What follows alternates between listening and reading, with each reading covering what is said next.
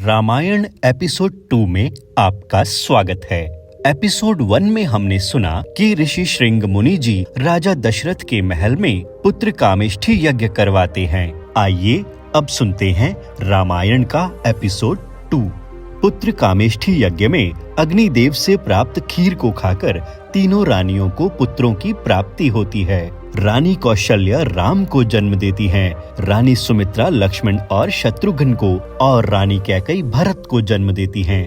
चारों पुत्रों के जन्म के बाद राजा दशरथ तो खुशी से गदगद हो उठते हैं और तीनों रानियां भी खुशी से फूली नहीं समाती हैं। सारी अयोध्या नगरी खुशियां मनाती है। पूरे नगर में मिठाइयां बंटवाई जाती हैं और ढोल नगाड़े बजाए जाते हैं। खुशी के इस माहौल में चारों राजकुमारों का नामकरण होता है। महर्षि वशिष्ठ रानी कौशल्या के पुत्र का नाम राम रखते हैं और रानी कैकेयी के पुत्र का नाम भरत और रानी सुमित्रा के दोनों पुत्रों का नाम लक्ष्मण और शत्रुघ्न रखते हैं। चारों राजकुमार बेहद सुंदर और आकर्षक होते हैं। महल में खेलते और अटखेलियां करते हुए चारों राजकुमारों का गुरुकुल जाने का वक्त आ गया था। तो राजा दशरथ चारों पुत्रों को समझाते हैं कि गुरुकुल में तुमको किस प्रकार रहना है, किस प्रकार गुरु की सेवा करनी है और उनसे वेदों, उपनिषदों, खगोल शास्त्र, संगीत,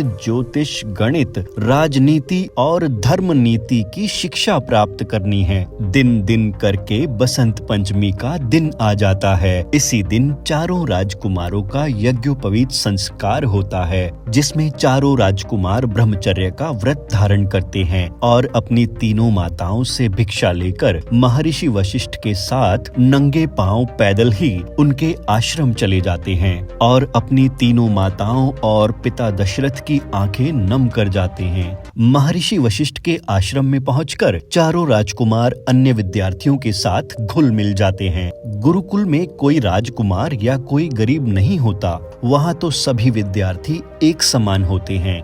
अब गुरुकुल में शिक्षा का सत्र शुरू होता है। महर्षि वशिष्ठ अपने आश्रम में एक बड़े से पेड़ के नीचे बने हुए अपने मिट्टी के आसन पर बैठते हैं और सभी विद्यार्थी उनके सामने जमीन पर अपना आसन बिछाकर बैठ जाते हैं। आज सभी विद्यार्थियों का गुरुकुल में पहला दिन है, तो महर्षि वशिष्ठ सभी विद्यार्थियों को शरीर को स्वस्थ रखने के उपाय बतलाते हैं और कहते हैं, शरीर को स्वस्थ रखना अत्यंत आवश्यक है। अगर शरीर ही स्वस्थ नहीं होगा तो तुम अध्ययन कैसे करोगे, जीवन के धर्म कैसे सीखोगे। फिर आगे महर्षि वशिष्ठ कहते हैं, मनुष्य के शरीर और मन पर जिन चीजों का असर होता है वो इस प्रकार है: उसका खाना पीना, वातावरण, उसके विचार, उसका आचरण, ये सब चीजें सात्विक होनी चाहिए। इसके अलावा असर पड़ता है उस चुंबकीय शक्ति का जिसके सहारे इस ब्रह्मांड की हर चीज अपने अपने स्थान पर स्थित रहती है। आकाश में जितने भी तारे हम देखते हैं वो सब एक दूसरे के आकर्षण शक्ति के कारण ही अपनी अपनी जगह स्थिर रहते हैं। उस चुंबकीय शक्ति से विद्युत की लहरें निकलती रहती हैं। वो लहरें सूरज, चांद, सितारों और हमारी धरती, यहाँ तक कि हमारे शरीर पर भी असर डालती हैं, क्योंकि मनुष्य के शरीर में भी चुंबकीय ध्रुव होते हैं जिसके इर्द गिर्द ये तरंगे वृत्ताकार घूमती रहती हैं, जो कि दिखाई तो नहीं पड़ती लेकिन हमारे शरीर और मन पर उनका बहुत गहरा असर पड़ता है। इसीलिए सोते समय तुम्हें ऐसी दिशा में सोना पड़ेगा जिससे तुम्हारे शरीर और मन पर ब्रह्मांड की उन लहरों का अनुकूल असर पड़े।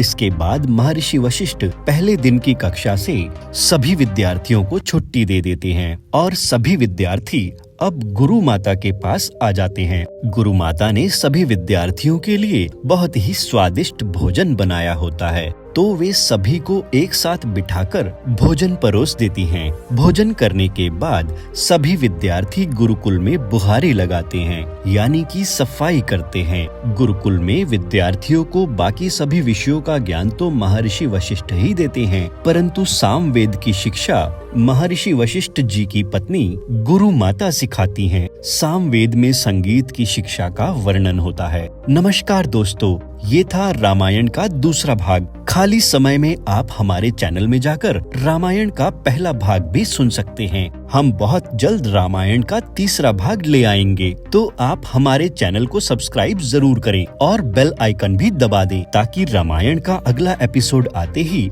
आपको झट से पता चल जाए।